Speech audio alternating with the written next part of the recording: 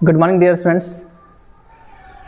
Jack matric की तैयारी करने वाले वैसे छात्र जो 2026 में प्लानिंग कर रहे हैं मैट्रिक देने की, बोर्ड एग्ज़ाम देने की जो प्लानिंग में हैं, और उन्हें उनके मेमोरी में एक डर सा, एक फेयर सा, हेजिटेशन होगी कि तैयारी कैसे हम करें और सिलेबस कैसा होगा, एग्ज़ाम के पैटर्न कैसा होगा।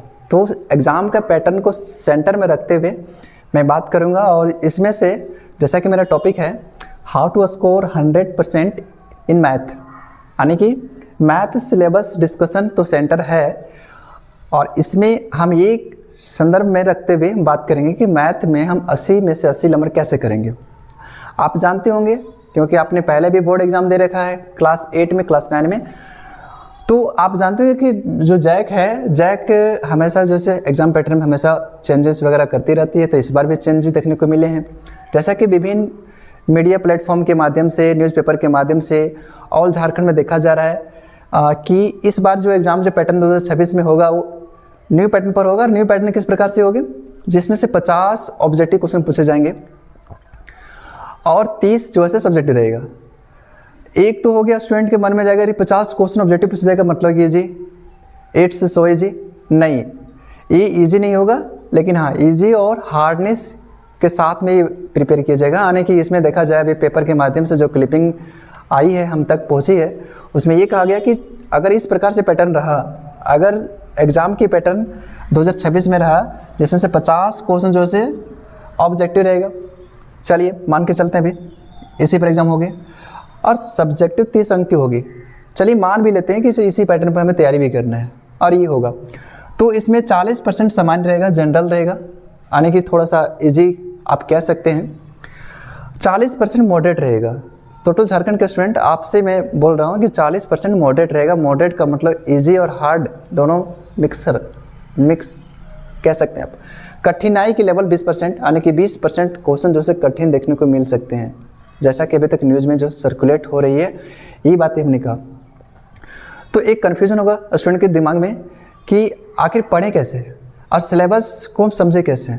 तो हम चलते हैं 2025 का एग्ज़ाम पैटर्न फॉलो करते हैं पिछले साल का, और 2025 में जो एग्ज़ाम पैटर्न रही है मैथ विषय के लिए, हम 5 सब्जेक्ट की बात नहीं कर रहा हूँ, मैथ विषय की बात कर रहा हूँ। और मैथ में अगर आप चाहते हैं कि हम 80 में 80, जो आपके पास 80 नंबर है, 20 नंबर तो आपके स्कूल के पास है, तो स्कूल में जैसा आप रिकॉर्ड रहेगा, अनुशासन, बिहेवियर से लेकर और कुछ असेसमेंट करेंगे स्कूल के टीचर, और स्कूल के टीचर आपको 20 में से जितना वो दे पाएंगे वो उनके पास है। लेकिन आपके हाथ में कितना, 80 मार्क्स, और 80 मार्क्स अगर आप एक प्लान की तरीके से पढ़ेंगे, अभी सितंबर का महीना ऑनगोइंग है, सितंबर से जनवरी की आप प्लान बनाते हैं 90 डेज, ओनली फॉर 90 डेज। मैं अंत में मास्टर प्लान भी बताऊंगा कि आप कैसे पढ़ सकते हैं, मैथ को समझ सकते हैं और 80 में 80 नंबर कैसे ला सकते हैं, क्योंकि मैथ ही ऐसा सब्जेक्ट है जिसमें आप 80 में 80 नंबर ला सकते हैं। तो चलिए हम चलते हैं, शॉर्ट में समझाएंगे। एग्ज़ाम पैटर्न 2025 का एग्ज़ाम पैटर्न कैसा था, जिसमें से 20 क्वेश्चन जो है स्कूल से था।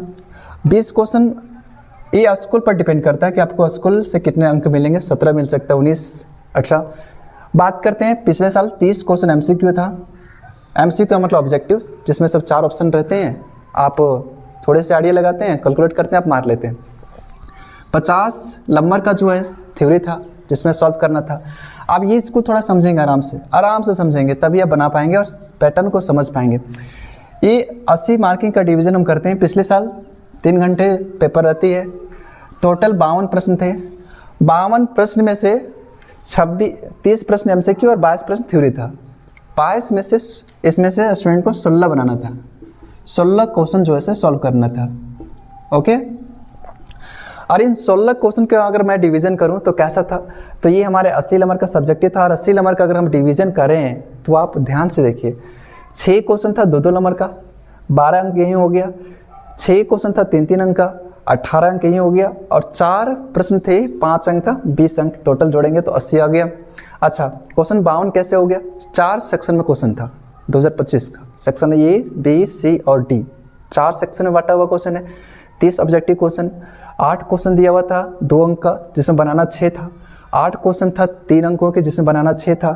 6 क्वेश्चन था 5 अंक के, जिसमें बनाना 4 था। टोटल 52 क्वेश्चन, जिसमें से बनाना 16 था, यानी कि जोड़ लीजिए 6 6 12 4 16 क्वेश्चन बनाना था। तो क्या 2026 में किस प्रकार से पैटर्न रहेगी?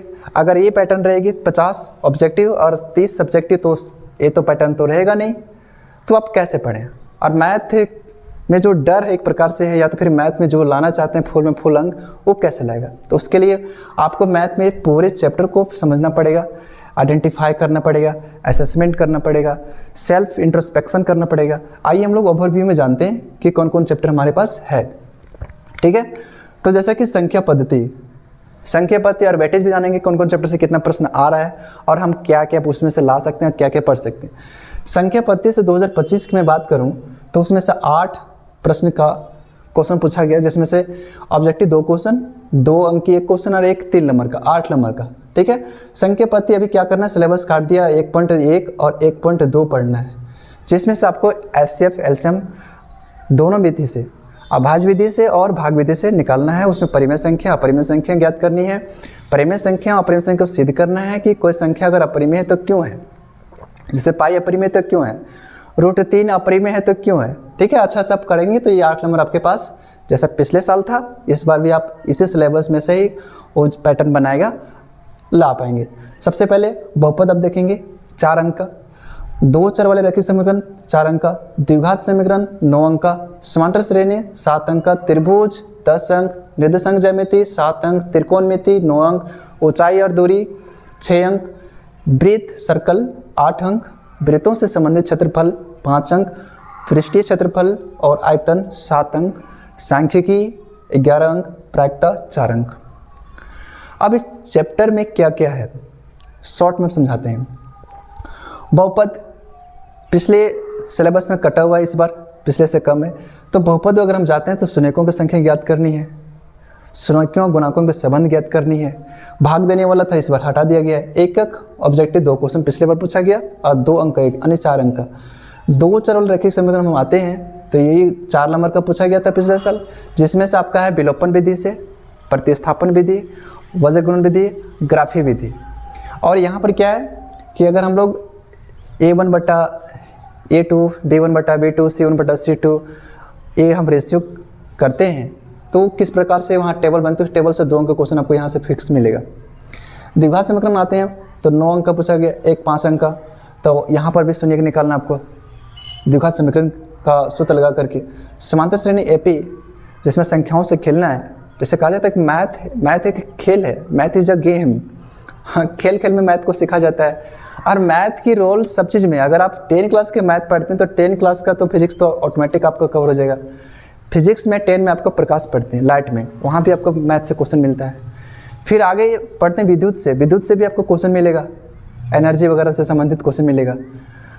तो आप अगर मैथ को बहुत अच्छे से पढ़ते हैं, क्लास 9 में आप देखेंगे मैथ, केमिस्ट्री में आपका बहुत अच्छा मैथ है, मौलिक द्रव्यमान निकालना है, द्रव्यमान संख्या निकालना है, वहाँ भी अप्लाई होता है। तो मैथ हर चीज़ में अप्लाई होता है। अगर मैथ पढ़ते हैं तो आपका हिस्ट्री पेपर अच्छा हो जाएगा। अगर हिस्ट्री के कोई चीज़ घटना को आप पढ़ रहे हैं तो आप कैलकुलेट कर पाएंगे, अरे कितने साल पहले। अगर इसलिए मैथ को आसान तरीके से समझने का प्रयास कीजिए, और सिलेबस को आप तभी जान पाएंगे जब एक बार कम से कम इन चीज़ों को आप लिख पाएंगे, सिलेबस को कॉपी में लिखेंगे, उससे आप दिमाग में मेमोरी में फीड कर पाएंगे। ठीक है, त्रिभुज सबसे वेटेज सब्जेक्ट है, वेटेज चैप्टर है, 10 अंक का पूछा गया, इस बार भी यहाँ से हो सकता है ज़्यादा पूछेगा। निर्देशांक ज्यामिति से 7 अंक के पूछा, त्रिकोणमिति से 9 अंक के पूछा गया, ऊंचाई दूरी से 6 अंक का।